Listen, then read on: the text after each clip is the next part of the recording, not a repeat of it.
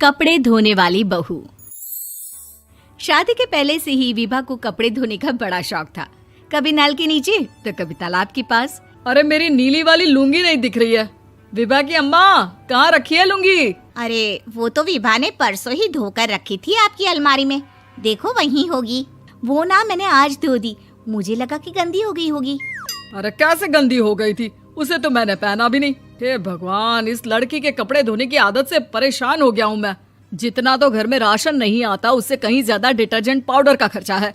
इसकी शादी करवा दो, शादी जाए अपने घर में ही करे काम, फिर चाहे घर के कपड़े धोने हो या पूरे गांव के। हाँ ठीक बोल रही हो, देखता हूँ मैं कोई लड़का। वो दिन भी आ जाता है जब विभा को देखने लड़के वाले आ जाते हैं। लड़की मुझे अच्छी लगी। होने वाली सास कहती है, बेटी अगर कुछ पूछना है तो पूछ लो।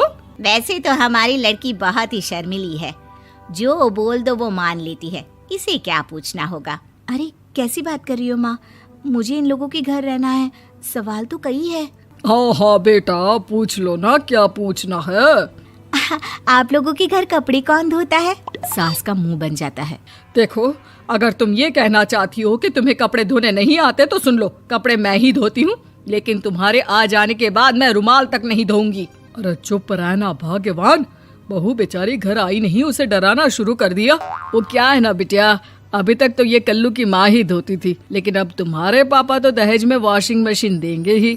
तभी विभा की माँ बोल पड़ती है, सवाल भी पूछा तो क्या। वैसे भाई साहब, मशीन की तो फिर भी कपड़े धोने की कैपेसिटी होती है। मतलब जो बिटिया दे रहे हैं ना विभा, इसे कपड़े धोने का बहुत शौक है। ये आप लोगों के क्या, आस पड़ोस गांव मोहल्ले सबके कपड़े धो दे और उफ तक ना करे।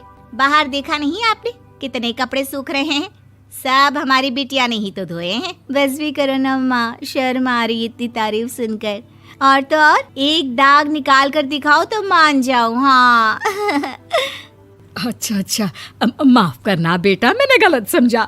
हमें तो रिश्ता बहुत पसंद है। और ऐसे जुड़ जाता है रिश्ता कपड़े धोने का शौक रखने वाली विभा का। उसकी शादी हो जाती है कोयला फैक्ट्री में काम करने वाले कल्लू के साथ। शादी के बाद अचानक विभा चिल्लाती हुई सास के पास आती है। सासू माँ, अरे सासू माँ कहाँ है आप? ये तो धोखा है, धोखा दिया आप लोगों ने मुझे।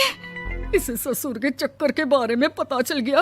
अरे तो उसमें तुझे क्यों धोखा मिला है? अरे नल में पानी नहीं आता, कपड़े कैसे कब धुलेंगे? अच्छा, तू पानी नहीं आ रहा उसकी बात कर रही है। तो आपने क्या सोचा? कुछ नहीं।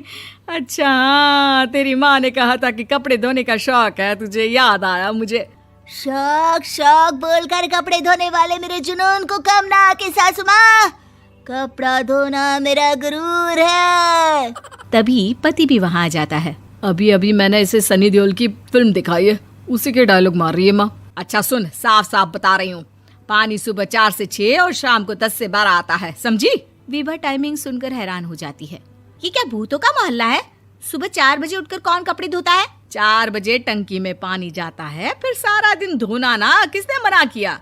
अरे कैसी बात कर रही हैं? 200 लीटर की टंकी में कितने कपड़े धो लूंगी मैं? सुबह ही उठ जाऊंगी मैं। अब क्या था, विभा सुबह 4 से लेकर रात के 12 बजे तक कपड़े ही धोती रहती।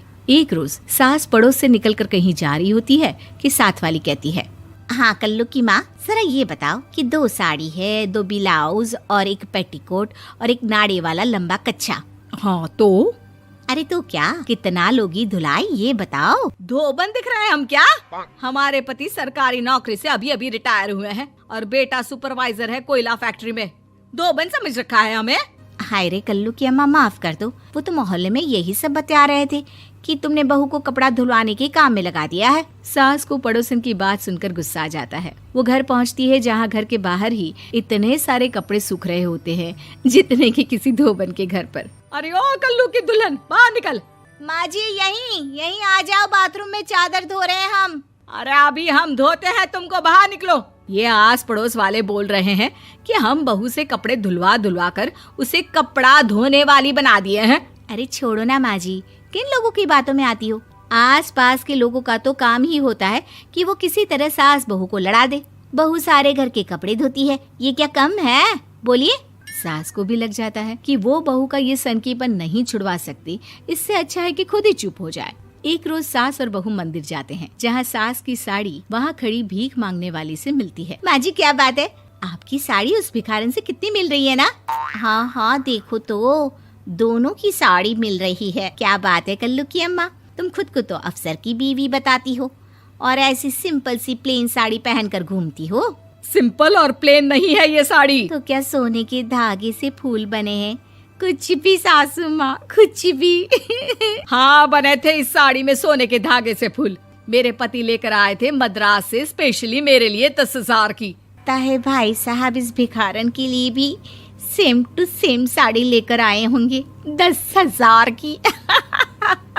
सास उस वक्त तो कुछ नहीं कहती, लेकिन बहू के साथ घर आती है और अलमारी से एल्बम निकाल कर लाती है। ये साड़ी देख रही है, ये वही साड़ी है जिसे मैंने अभी पहना था। इस साड़ी में ये जो चमकदार फूल दिख रहे हैं ना, ये सोने के धागों से काढ़े गए हैं। लेकिन तू लोकल वॉशिंग मशीन ब्रश से घिस घिस कर सारे फूलों को निकाल कर साड़ी प्लेन कर दी। मुझे माफ कर दीजिए सासू माँ। और तो और, जब मैंने तुझे तेरी गलती के लिए कुछ नहीं कहा, लेकिन तूने तो सबके सामने मेरा मजाक ही बना दिया। क्यों? बहू को समझ में आ जाता है कि अब से उसका कपड़े धोना बंद।